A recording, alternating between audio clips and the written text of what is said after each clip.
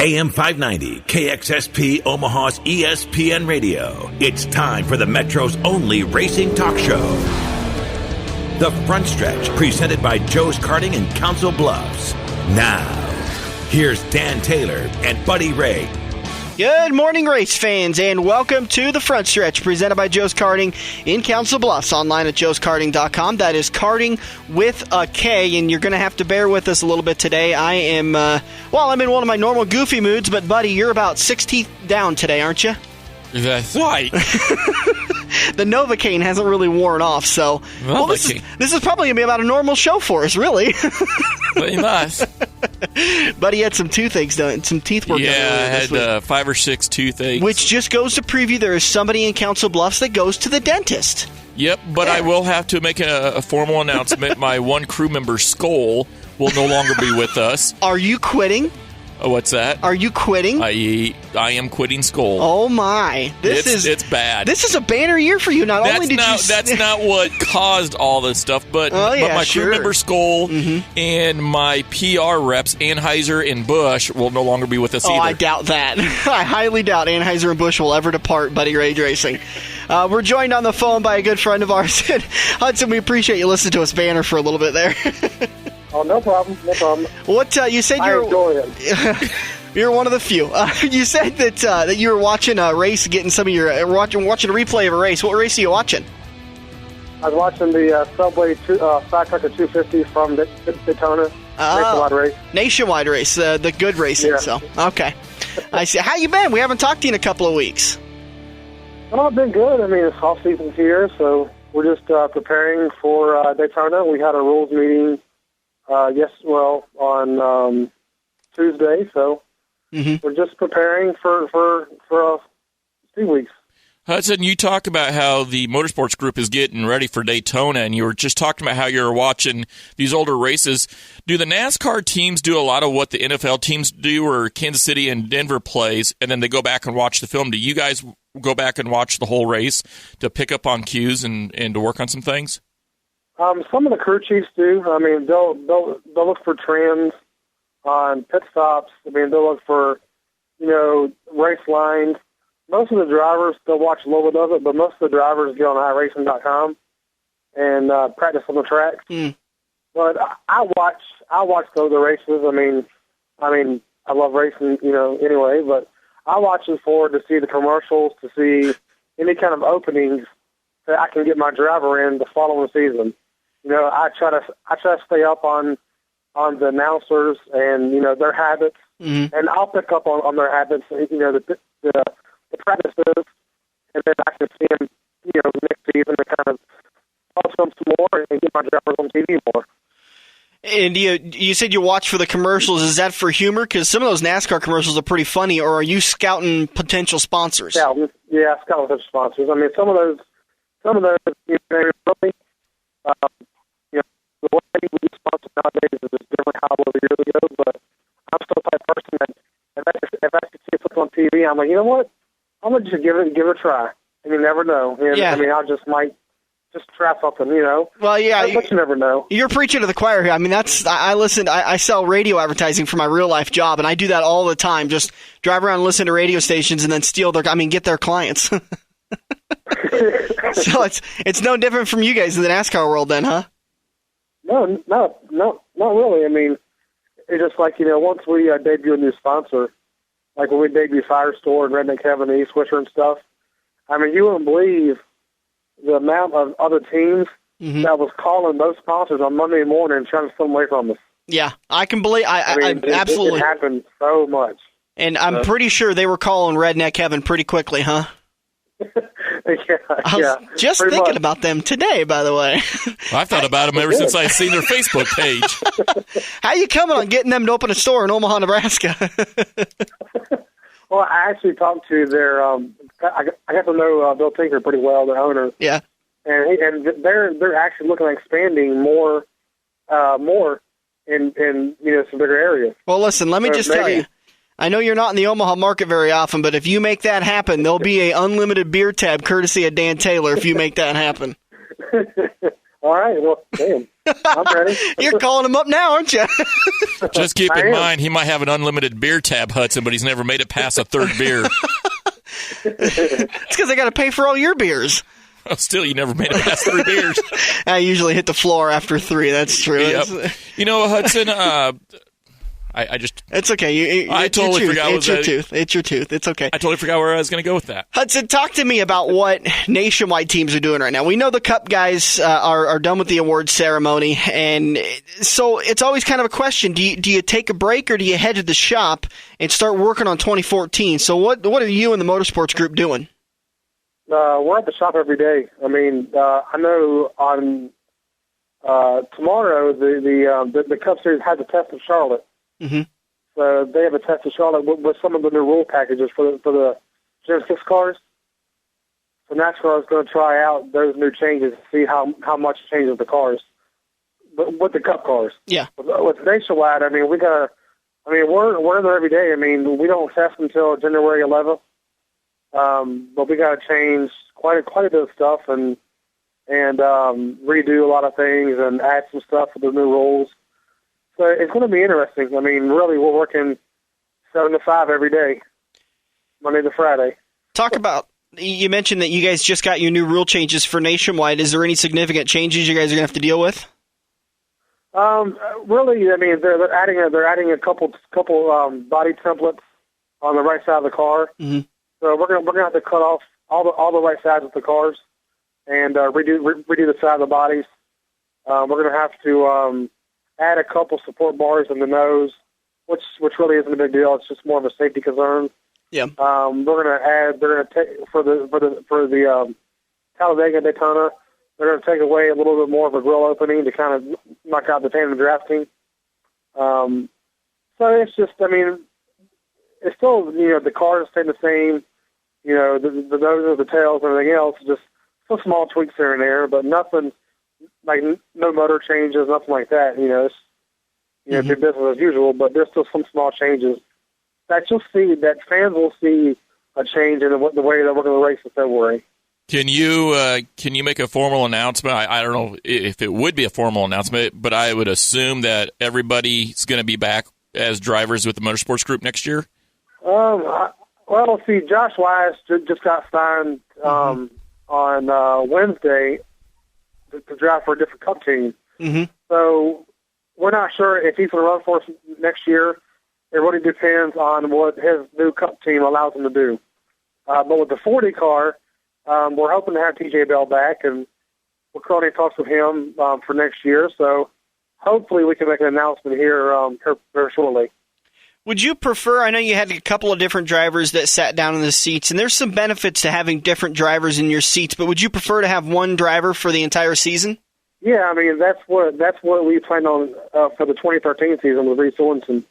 It's just an unfortunate event with Michael and Nick getting hurt at the Daytona the season opener. Mm-hmm. Reed and Michael are really good friends, and when Michael got hurt, broke a sternum, he was out for a few months, and he asked Reed if Reed could fill in. And who's going to turn down the 43 car, Yeah. And we told Reed, we understood their friendship, and I was like, you know what? More power to you. And when you get done, you're still to be here. Yeah. The 40 car.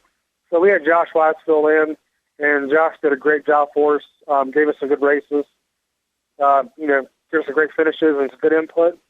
And then when Reed came back in the seat, Charlotte in May, we had to change a few things for Josh and Reed's driving styles. Were pretty different. So it took us a few weeks to get back to customer Reed. But, we had some good runs in Mid-Ohio with Reed and Iowa and Daytona before he blew up and some other races. And then we got TJ for the last part of the season. So it's just, we want to drive for the whole year. Mm-hmm. But, things happen during the year with Cup stuff happening going on. They want drivers, and it's just so hard to keep a driver not locked down for a whole year, without having to get a legal binding contract. And we don't believe in doing that. We don't believe in holding drivers back. Yeah, and contracts today are so finicky. I mean, you could sign one all day long and it could be legal binding, but if a driver doesn't want to drive, they're not going to drive, and if an owner doesn't want the driver to drive for him, they're not going to drive. It's, right. Right. It's really just kills. It kills everyone's. It kills everyone's, will to go to work, and it kills the driver's mentality, and you can't have that. I mean, these cars are so fast nowadays, and you don't want a driver out there just, giving it 50%. Yeah, exactly. I mean, so I mean, things will go up 2014. We'll see how it goes. We're talking with Hudson Hall of the Motorsports Group, joining us again as he always does every couple of months, and just kind of talk about what's going on in the Nationwide Series. Hudson, have you guys, with the rule changes now being in effect for Nationwide, I assume you've started on your Daytona car? Yeah, we started on our Daytona car 2 weeks ago. Mm-hmm. We just didn't make any big changes until the rules came out. So the meeting was Tuesday, so we got an idea of what direction to go. So now, the cars will be done mid-January. We're not sure if we're going to make it to the test or not, but during the speed weeks, they give us enough practice time that we can make any kind of changes that we need. So right now, our main focus is just get the cars prepared to race in February. How long does it take usually to put a car together from start to finish? Well, really, the chassis part will probably take about a week or so. Mm-hmm. What takes a long time is the body. I mean, I know our Daytona body will take about 6 weeks. Wow. And I mean, that's a lot of massaging, a lot of bondoing, and then wind tunnel. If it doesn't work, you cut it off, and then you redo it again, and then try something new. Yeah. And do those guys ever get irritated by doing that and then cutting it off and rebuilding it and doing it again and cutting it off? No, because that's part of it. I mean, you'd be real surprised to see how the right side of those bodies are. I mean, it's like the left and right side of those cars. That's all handmade by fabricators. Mm-hmm. The nose, the roof, the rear bumper, and the deck lid, and the hood comes from Chevrolet. But the side of the cars is all handmade sheet metal. Yeah, that's all fabrication, and those guys will tweak stuff. They'll take a piece of metal, cut it into like a 2-foot piece, and then tack it in place, and then build the rest of the body around it, and just massage that one part of the car. I mean, it's quite amazing how they get those bodies to work the way they do. We got to get down to one of them shops one of these days and see that. I just need a shop. Yeah, I mean, come on down. Come on down. You want to come down, check it out. I'm not doing anything tomorrow. I'm not doing nothing tomorrow. Yeah, maybe we'll swing down there, Hudson. Take a TWA flight down. You got no idea what you got yourself into, buddy. Yeah.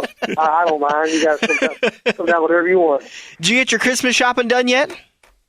Some of it. Some of it? So can we be on that list? I mean, I know what I want for Christmas from the Motorsports Group.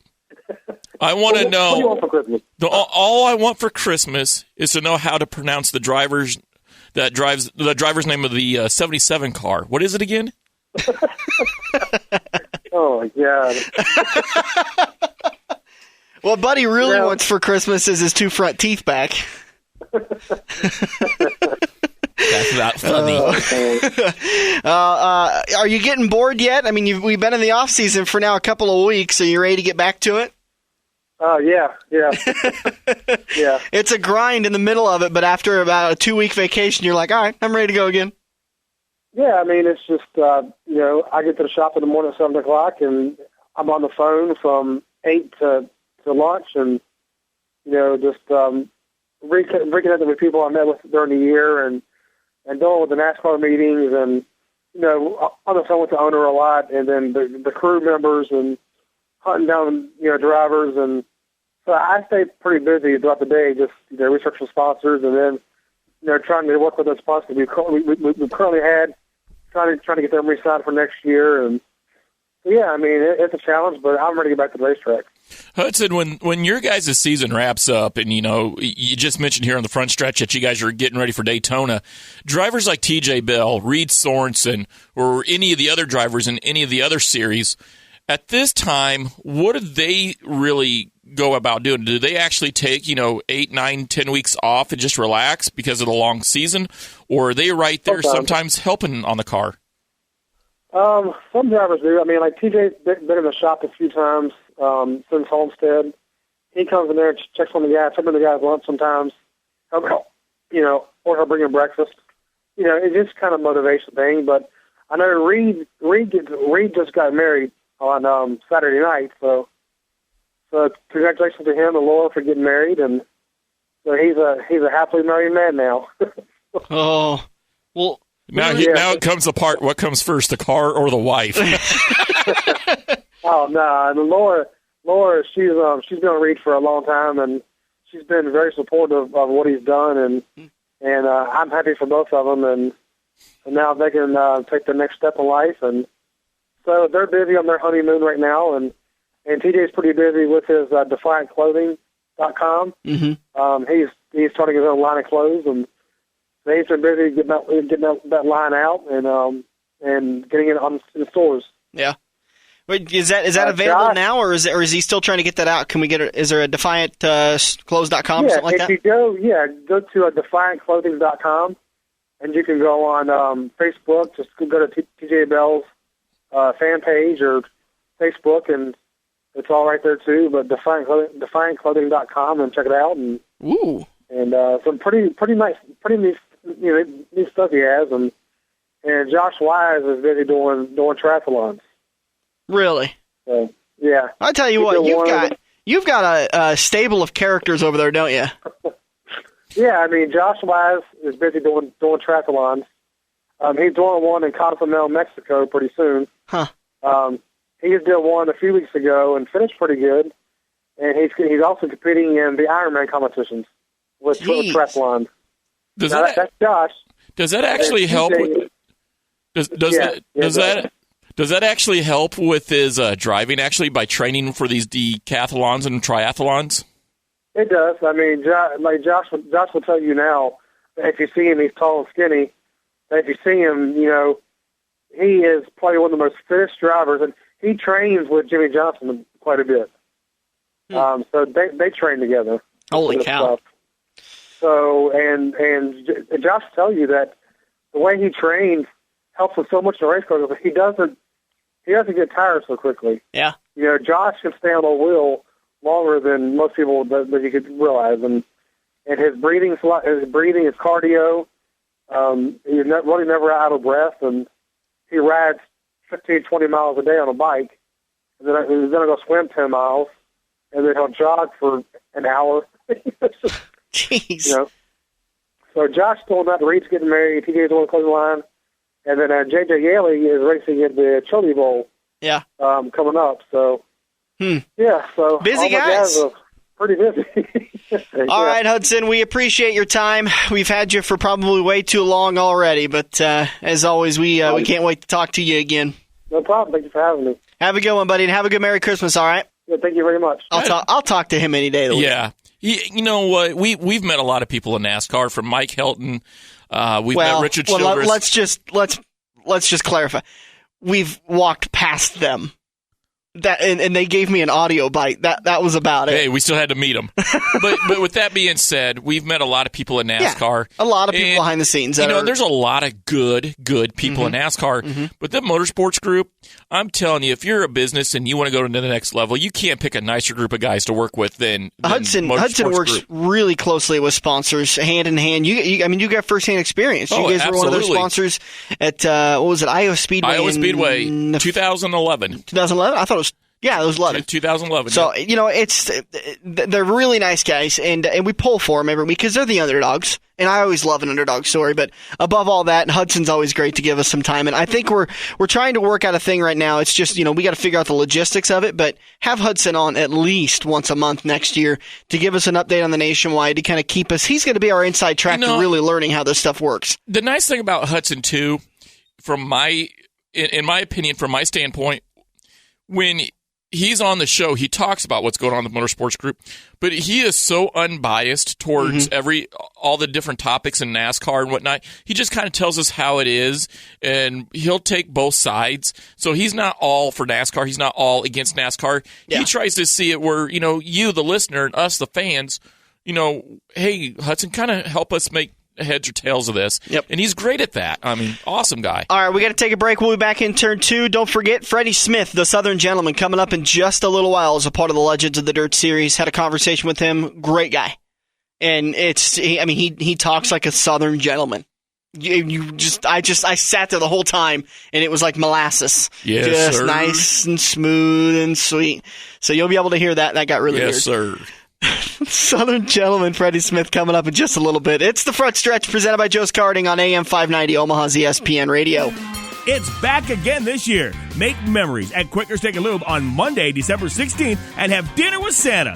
Mr. and Mrs. Claus love the lube, and your family will too, with free photos with Santa. And the kids could win one of 3 Razor scooters we're giving away. Don't forget, stock up on the lube gift cards, the perfect stocking stuffer. Dinner with Mr. and Mrs. Claus, Monday, December 16th from 5 until 8 p.m. And don't forget, kids eat free with an adult purchase. Quaker Steak and Lube, next to the Mid-America Center, Council Bluffs. This is Andrew from Kaziski Auto Parts. Kaziski Auto Parts is an insurance-quality used parts supplier that can match your foreign or domestic car or truck needs. If you have a damaged or broke-down car or truck, we guarantee a clean and quality part in next-day fashion. Kaziski Auto Parts, your neighborhood premium recycled parts supplier. Call any Kaziski Auto Parts salesman today by dialing 402-731-4592 or visit us at 5040 I Street in Omaha. Kaziski Auto Parts. Our quality used parts will match your car or truck's needs. Are you ready for fast-paced, adrenaline-pumping, wheel-to-wheel racing right here in the Metro? Get to Joe's Karting in Council Bluffs and see what it's like to race real go-karts. Joe's Karting knows it's no fun to race go-karts at 10 miles per hour, so they ripped the governors out, and now the only restriction is how good you are at racing. It's full-throttle, white-knuckle racing every day of the week. Head over to joeskarting.com for hours, prices, and specials, or give Buddy a call today and set up your group races at 712-256-5278. We're working the High Line into Turn 2 on the Front Stretch, presented by Joe's Karting. Online at joeskarting.com. All right, babies. Babies. Did you just say babies? I did. No, not that kind of babies. I don't need those kind of babies in my life. You don't look like a mama. Heading into Turn 2. Well, I got the boot. Never mind. Heading into Turn 2. Sorry. I just watched Who Wants to Be a Millionaire today, and they just had one of the questions was, and it was a $5,000 question. What do you call a doctor that removes man boobs? Really? Yeah, and it was like a gynoplasty something or other. It's good to see you're working hard on work days. Well, yeah.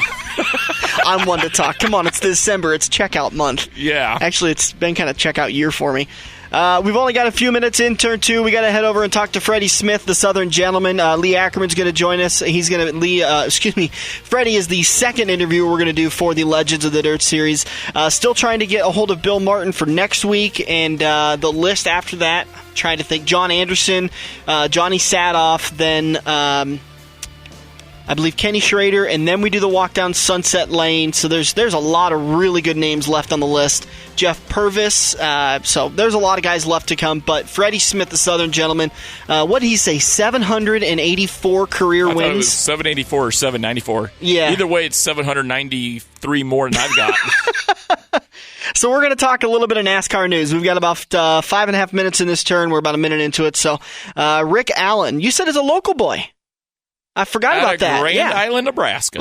Rick Allen was just hired by NBC Sports to be their lead announcer, and I also saw that NBC picked up a very good programming director that has been, and I apologize, it's not going to be much of a good news story. I can't remember the gentleman's name, but has been involved in NASCAR and worked with Fox Sports and worked with TNT as far as producing the NASCAR races, and he is very, very, very highly recruited. So, did you see who the co-host was with Rick Allen? I didn't. Who am I? Jeff Burton. Oh, yeah. He's got a heck of a good deal for 2014. Oh, yeah. He's going to be racing about, I think they said 6 to 14 races for Michael Waltrip Racing. And when he's not racing, he's going to be behind the microphone for NBC Sports. Well, is that behind the microphone in 2014? Because I know in 2015 he's going to be an Is announcer. that? Oh, yeah, duh. That's right, because 14 still ESPN, TNT, and Fox. My mistake. But you know what? That's a great fit because Jeff Burton is well-respected, well-spoken. But I kind of like it not... How do I say this without sounding rude? He's not Darrell Waltrip. Darrell Waltrip is funny, but Jeff Burton's going to bring that Southern twang to a NASCAR sport. But Darrell's one of a kind. He is a sideshow, and that's no disrespect. He is a sideshow. No other announcer would ever do boogity, boogity, boogity, let's go racing.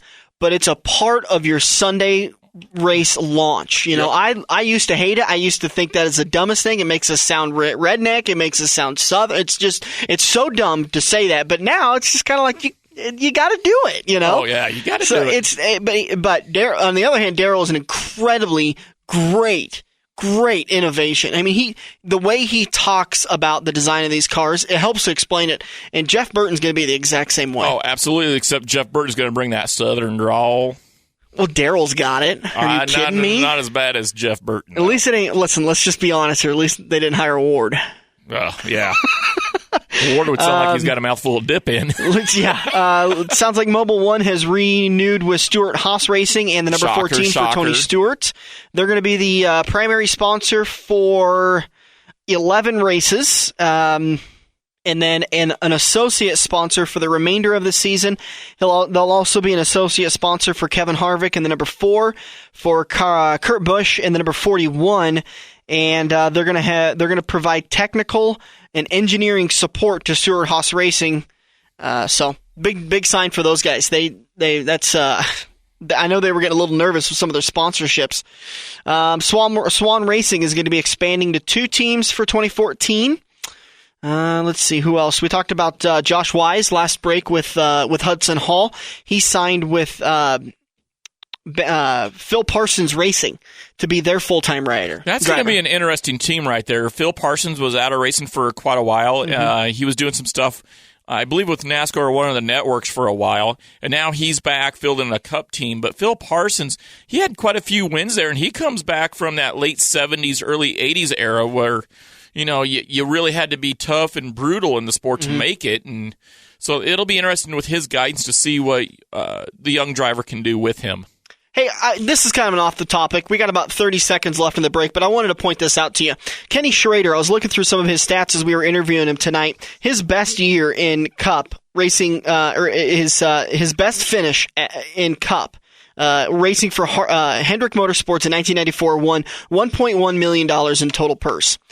Jimmy Johnson this year took home $1.3 million for winning Daytona, but only took home $8.5 million for his total winnings all year long. Only. Well, I'm saying, though... you make it sound like he's broke. But you would think he's taking home $1.5 million for winning, obviously, the biggest race. But then your other races, you're taking home about $250 in purse. Yeah, but he had some bad races there this year, though. I guess I was just surprised. I was expecting more race winnings in the 10 to 15 million. He was one of the highest grossing,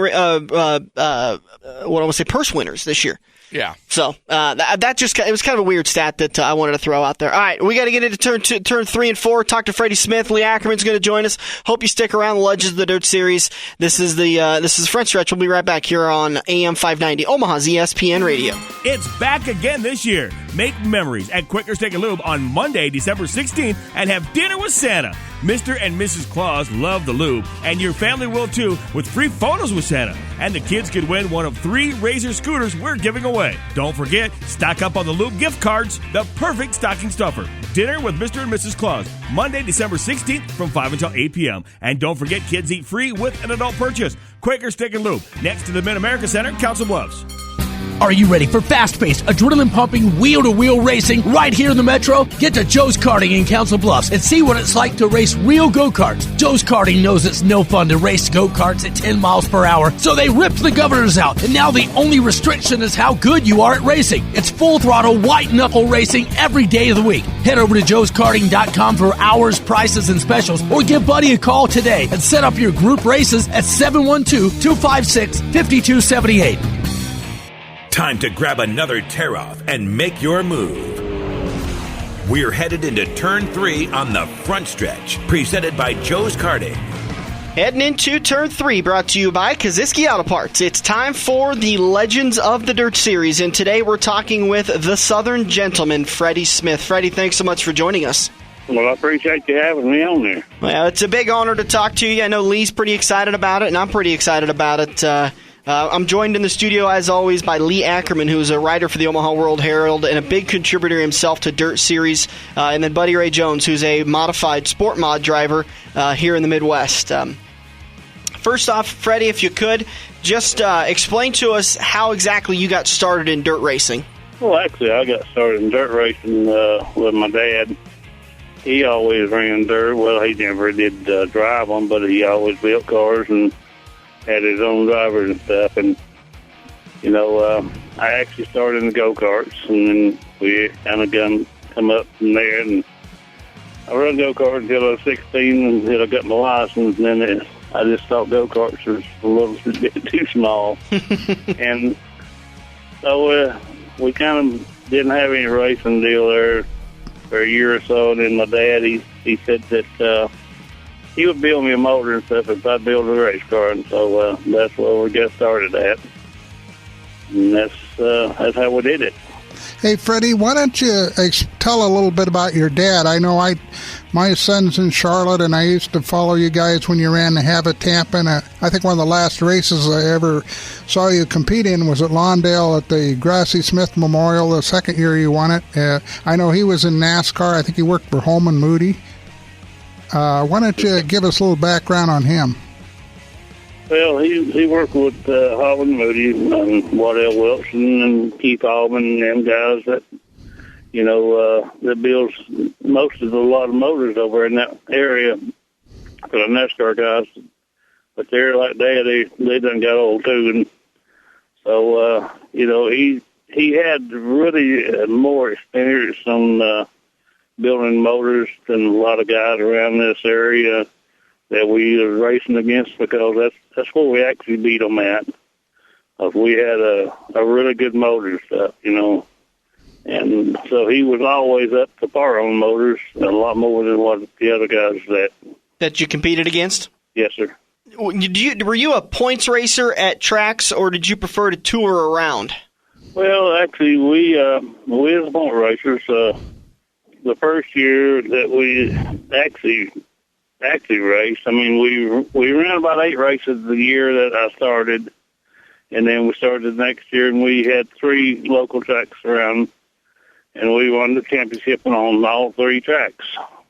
And so we went on over to Concord and Charlotte and down around Monroe and run with them guys. And we had a quick change rear end up on our car, which was not legal for their steel over there. And we went over and they told me that I could not run with them, that I'd had to run with the late models. So that's when we started out. We were running the semi-modifieds. Okay. And so we ran with the late models that night, and I run third. And wow. We went on to Concord the next day and got the car ready again over there. And the guy that owned the track over there, he says, "You just bring it over, and we'll tell you what gear to put in it, and you'll have to run it the same gear what the rest of the guys run." I said, "That'd be fine." And I got over and was hot tapping, and one old guy put me in the wall. And so they had a driver's meeting, and John Geske told him at the driver meeting, he said, "I've seen that happen." And actually, it was Ralph Fury. Really? So one, yeah. And he told Ralph, he said, "I'm telling you, y'all guys run this guy in the wall again." He said, "Y'all going to want to be barred, not him." He said, "He come over here to run with us." And so they did let me run that day with him, and I ran second. And so the next week we came back over with the regular rear end stuff in it, and so we won all 3 races over there, and the boys didn't like it. Did anybody else put you in the wall after that? No. We got really good friends with Ralph Fury and them. Yeah. So actually Dale and them raced a little bit on dirt with Ralph. And then I ran with Ralph Sr. Yeah. And so the first race that we ran a late models with, Ralph Sr. beat me, I must say, at a high fender length for the checkered flag, and that was our first deal to run late models with him. But we always got along with Ralph and all of them, and Dale, and really enjoyed running with them. Was there a certain point in your career, maybe it was when you were going over there and putting the right gears in the back of your car and going over and winning all 3 out of a weekend, that you could say that was the moment you realized you were going to have a good career in racing? Well, I would think so. We really did. We had a good career, and I think their best deal we won was 64 races in 1 year. Jeez. How many races did you race that year? Do you remember? 65? we had like 5 racetracks within 100 miles of the house. Wow. So if it rained one of them out, we took off the next one. And there's very few times that we didn't get to run, the 4 or 5 times all week. And a lot of times we won all 5 of them. An up-and-coming driver, would you recommend them racing that much, or do you think that's maybe a little bit too much to race? Well, right now, it didn't cost that much to race back then. And right now, it's just so hard to race for the equipment, what it costs you, and motors and stuff, that you just can't do it. Do you have yourself a win that you hold above all other wins? No, not really. We just we enjoy the racing and enjoy the traveling deal. We really traveled a lot. Back in the early 70s, we started traveling, and we just loved to go racing. That's so we had a good time doing it, and we could afford it back then. Freddie, I think one of your most amazing accomplishments is winning the Dirt Track World Championship 5 times. Against, when that race came in October, everybody was there, so it was a banner field. And what's your thoughts on that? Well, we feel like, back then it was a lot tougher to win it because, you had 180, 200 cars there. And it was just so hard to beat the top 24 cars. And we was very fortunate to make pretty much all them shows back then. And, I enjoyed running the Pennsboro racetrack. The first time I ever went up there, we had a recap tires that it was the Spirit of 76, and we won it that day on them recap tires, and next time we went back up there, everybody had recaps. They called it all new tires. That kind of happens in racing. Oh, I know it. It's a copy game, Were you secretive when you would be winning? Would you kind of keep your setups and some of your tricks of the trade to yourself, or were you kind of a sharer? We kind of kept it all to ourselves, a little bit. We kind of shared with our friends, and kept them out. But, we about like all the rest of them. We just didn't want to let everything go out. And actually, it wasn't a lot of secrets, It was a lot of luck back then, I thought. Mm-hmm. You just mentioned that you had 5 racetracks within 100 miles of your shop. Do you have any one track you consider home, or do you just you're a traveling man? No, we was just a traveling man. We like after we started the 3rd or 4th year, we were just jumping everywhere. Out of state. We always go to like Florida in the wintertime. We'd run all year long. Mm-hmm. We never even got off for really probably a week or 2 weeks at the most for Christmas. We was running every week. But it was pretty nice back then, We enjoyed it. Yeah, we had a guy on, actually he'll be on in a couple of weeks, talk to us about one year he spent $8,000 in racing, but he won $100,000. That was Ed Sanger. Ed Sanger. Uh-huh. Probably a name you remember. Well, back in '83, we had that big wedge car that we had from the custom chassis out of Georgia.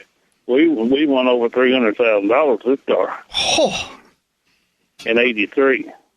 That's good money in '83. That's really good money. God. That's good money in today's world. That's true. Buddy's just trying to win $250. That's $2.50. Bud's happy with tow money some weeks. Did you ever have a string in your career where it was just rough times? It wasn't clicking, wasn't working for you? Actually, no. No? Only time I've ever really had a bad deal or a bad year and stuff, and that's back when I got older and everything slowed up. Everybody got prepared that they could buy what that we know, Mm-hmm. and that kind of hurt it. Do you have I asked you about a favorite win, but do you have a toughest loss, one loss that just maybe it got away from you and it just kind of sticks in your craw? Well, there'd probably be one of them, and that was Hagerstown, Maryland, when they had that 50,000 win. I was leading near that until 4 laps to go, and had a caution and tires sealed up on me. Jeff Purvis passed me on the last lap, and it went from 50,000 to 10,000, and that was a pretty bad deal. That's a big drop. Yeah. Well, we're going to talk to Jeff Purvis here in February, so we'll have to ask him about that. Yeah, remember it. What race was that again? That was Hagerstown. Hagerstown, Maryland. Yeah, paid 50,000 win. Freddie, you've been all over the nation, from California to Florida, north to south, and everywhere in between. With that being said, have you noticed that certain parts of the country are actually funner to race at than other parts of the country? Yeah, I really do. I mean, I kind of enjoyed it coming out around West Plains and Batesville and places like that. And I enjoyed that. Cedar Lake, I enjoyed going up there. But I enjoyed going everywhere. Really, it didn't make no difference to us. Why do you think the difference would be there in those parts of the country? The racetracks. West Plains was so slick that you just could not mash the gas on it, and that was one place you had to be really careful with the gas feed. Did those tracks just kind of fit your driving style better? Oh, yeah. I kind of enjoyed it. Yeah, we won 3 of the showmans out there and won several second and third places, Describe, if you will, your ideal track for me. My ideal racetrack used to be Bulls Gap, Tennessee. Yeah. The high bank, slick, but they put some service on it, and it's nothing like it used to be. Nobody like it like they used to like it. Kind of like Martinsville and Bristol now, isn't it? Oh, yeah. Really high bank. And it always was pretty fast and slick. It was kind of a driver's racetrack, too, Yeah. We're talking with Freddy Smith, the Southern Gentleman, as he is known. When we come back, we're going to talk more about his career, take a quick break, let him catch a breath, and we'll be right back here to continue the Legends of the Dirt series brought to you by Kaziski Auto Parts. Back with Freddy Smith here in a minute on the front stretch. It's back again this year. Make memories at Quaker Steak & Lube on Monday, December 16th, and have dinner with Santa. Mr. and Mrs. Claus love the lube, and your family will too, with free photos with Santa. And the kids could win one of 3 Razor scooters we're giving away. Don't forget, stock up on the lube gift cards, the perfect stocking stuffer. Dinner with Mr. and Mrs. Claus, Monday, December 16th from 5 until 8 p.m. And don't forget, kids eat free with an adult purchase. Quaker Steak & Lube, next to the Mid-America Center, Council Bluffs. We have all been there before. Broken car part in your hand and some snot-nosed punk behind the counter has no idea what he is talking about, but he guarantees that this part will fix your car. You pay an arm and a leg for the replacement, get it home, and sure enough, it doesn't fit your car. Now, learn from your mistake and give an experienced salesperson at Kaziski Auto Parts a call today at 402-731-4592. Kaziski Auto Parts will get you back on the road with your arms and legs still attached. Are you ready for fast-paced, adrenaline-pumping, wheel-to-wheel racing right here in the Metro? Get to Joe's Karting in Council Bluffs and see what it's like to race real go-karts. Joe's Karting knows it's no fun to race go-karts at 10 miles per hour, so they ripped the governors out, and now the only restriction is how good you are at racing. It's full-throttle, white-knuckle racing every day of the week. Head over to joeskarting.com for hours, prices, and specials, or give Buddy a call today and set up your group races at 712-256-5278. Get ready for the victory lap as we make our way into Turn 4 on the front stretch. Presented by Joe's Karting. Online at joeskarting.com.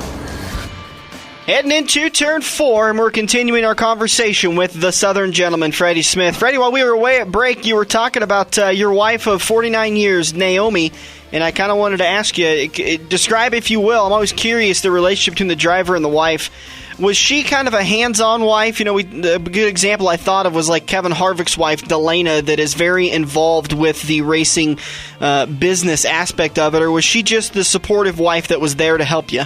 Well, when we raced on herself, she's the one that took all the books and stuff and done all the taxes.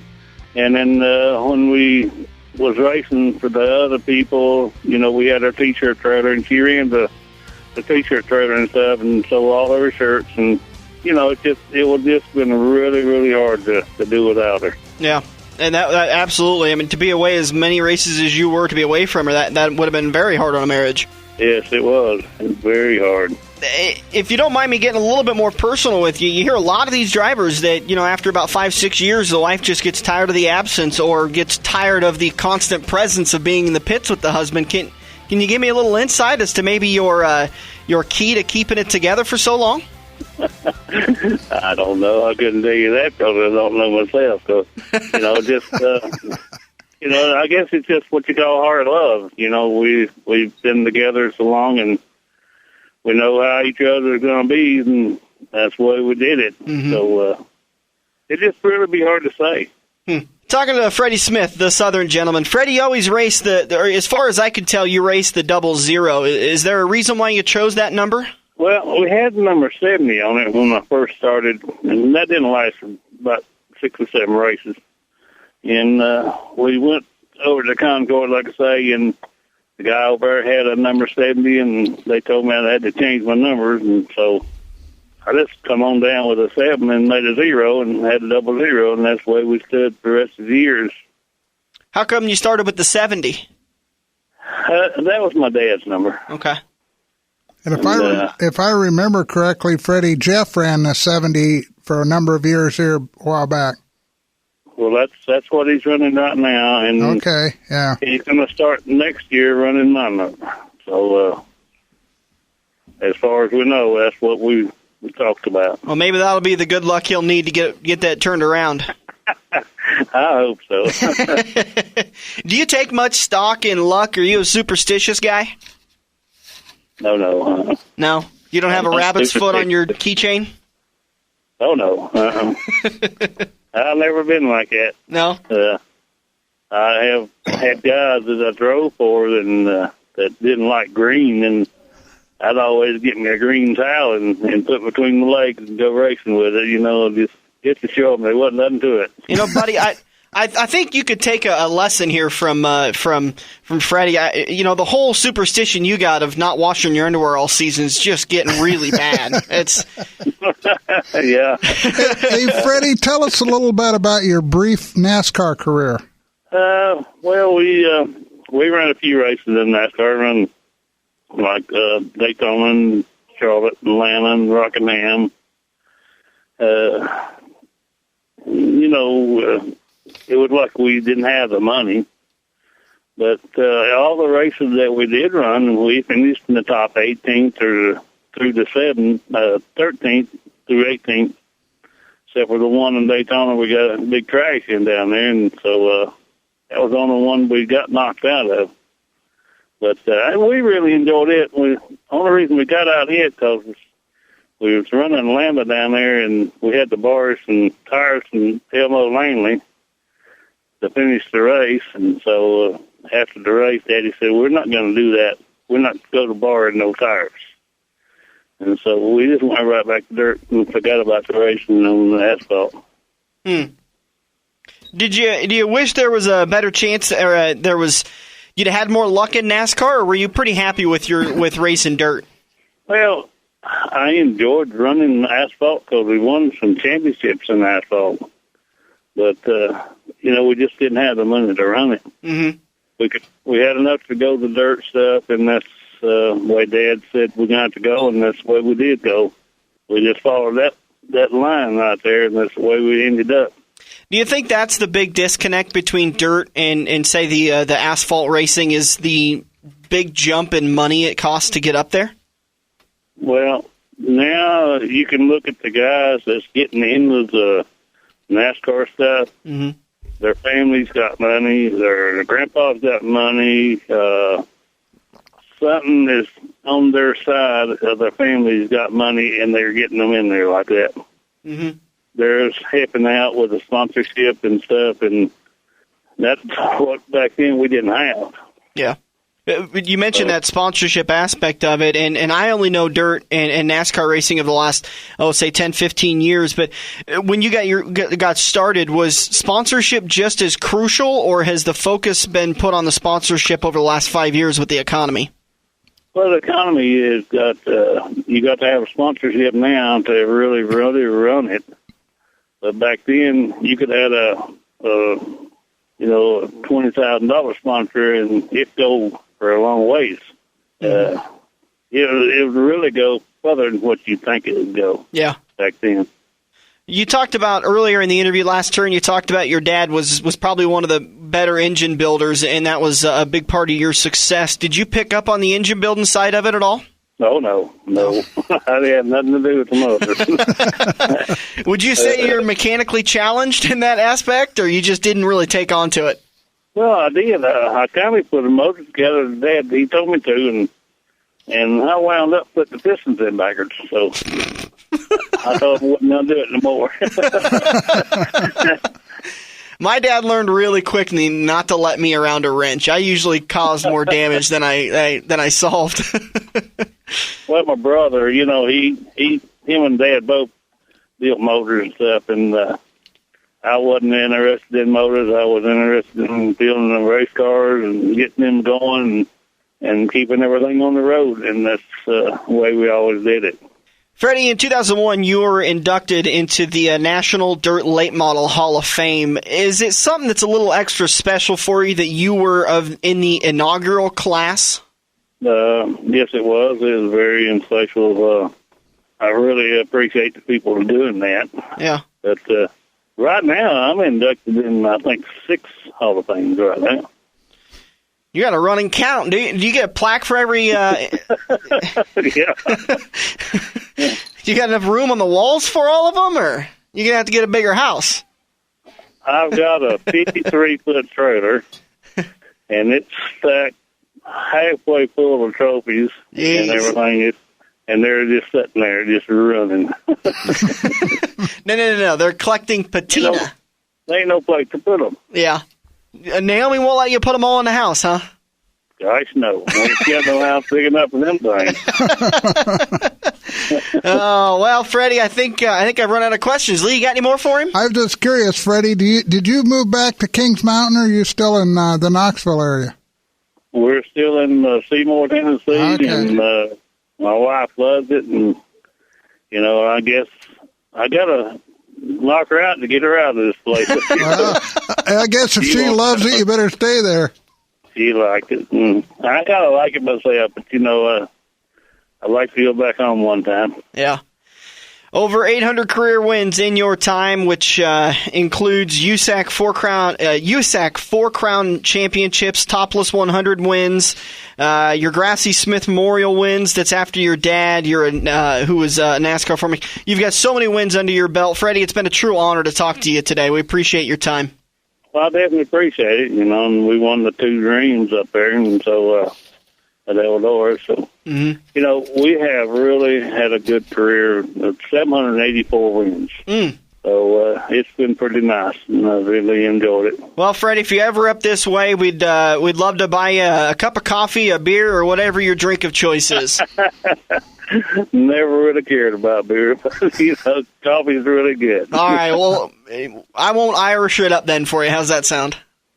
That'd be good. All right, hey, Freddie. Have a great one, and thanks so much for your time. Thank you, Freddie. Tell Naomi hello.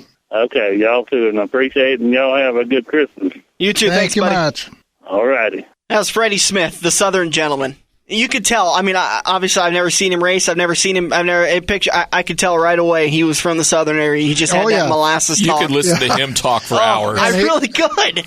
And I tell you, they call him the Southern Gentleman because he's a very class act. Yeah. He just really is. I do have one question for you, though, Lee. What's that? Who do you not know in racing?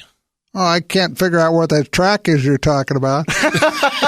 Bud's trying to quiz Lee during while we were calling up Freddie about some mysterious track that was racing cars back in 1723, and Lee had to inform Buddy that cars didn't come around till the late 1900s. It's a hard guy to deal with. Somehow the facts just throw him. Yeah, that's what we love him. He's good for. He makes a good laugh though, but. You missed out. You were out. I don't know what you were doing. Were you taking care of your teeth, pulling one out with a plier when I was making fun of you? Not far from it. Freddie was saying that he's not a superstitious man, and I said we'd appreciate, Bud, if you'd take a cue from him and start washing your underwear during the racing season. It ain't working. Yeah. All right, guys. I think we've had enough fun for today. We're going to wrap this baby up. Appreciate you joining us. Come back next weekend. We'll do it all again. And don't forget to set your calendars January 22nd at Quicker Steak and Lube in Council Bluffs. We're going to do the walk down Sunset Lane. Lee, you going to be there for that? Of course I am. We can't wait to do it. We hope you join us. It's free for everybody. Come out, have a nice cold beer at Quaker Steak and Lube, get some delicious wings, a terrific sponsor of the Front Stretch and helping us put the walk down Sunset Lane on. What we're going to do Wednesday, the January 22nd is a Wednesday night. We're going to record the show, what they call like live, like the Tonight Show is with Jay Leno. It's recorded like it's live, and then we're going to go back home and edit it, and we're going to throw it on the air. Now, the air, it can only be about an hour. It's 58 minutes is how long our show can be. So the actual show that you catch on YouTube is going to be much longer. I'm figuring, what do you think, Bud? We're going to probably go for an hour and a half to maybe even an hour and 45. The Sunset crowd could probably go 2 or 3 hours. I would say with the Sunset, you're going to have a long show. I'll tell you right now, I can tell you that I run out of hard drive space because Wayne Q called me after recording last Wednesday, and Verizon Wireless cut him off because they ran out of data for as long as that guy talked. I love Wayne. We're going to get so many people involved in this. It's going to be a great time. I can't wait to do it. And hey, guys, we do appreciate you joining us, and we hope that you head down to Joe's Karting in Council Bluffs, online at joeskarting.com, 23rd Avenue next to Horseshoe Casino. There's a Holiday Inn. There's Ruby Tuesdays, AMC 17, the theaters. It's in a nice little business district area, and talk to those guys. Get yourself a group pass. My family went over there on for Thanksgiving. We went over on the Friday, Black Friday, and went racing. They all lapped you. I like to let them win once in a while. I win arguments. I win the good looks contest. I win everything else. So I just, I'll let them win at racing. Joe's Karting in Council Bluffs, online at joeskarting.com, a supporter, a presenter of the Front Stretch. Lee, thanks so much for your time, buddy. Thank you. Thanks for braving through the toothaches, and have fun at the dentist tomorrow. No. Have a good weekend, everybody. It's back again this year. Make memories at Quicker Steak and Lube on Monday, December 16th, and have dinner with Santa. Mr. and Mrs. Claus love the lube, and your family will too, with free photos with Santa. And the kids could win one of 3 Razor scooters we're giving away. Don't forget, stock up on the lube gift cards, the perfect stocking stuffer. Dinner with Mr. and Mrs. Claus, Monday, December 16th from 5 until 8 p.m. And don't forget, kids eat free with an adult purchase. Quaker Steak and Lube, next to the Mid-America Center, Council Bluffs. Are you ready for fast-paced, adrenaline-pumping, wheel-to-wheel racing right here in the Metro? Get to Joe's Karting in Council Bluffs and see what it's like to race real go-karts. Joe's Karting knows it's no fun to race go-karts at 10 miles per hour, so they ripped the governors out, and now the only restriction is how good you are at racing. It's full-throttle, white-knuckle racing every day of the week. Head over to joeskarting.com for hours, prices, and specials, or give Buddy a call today and set up your group races at 712-256-5278.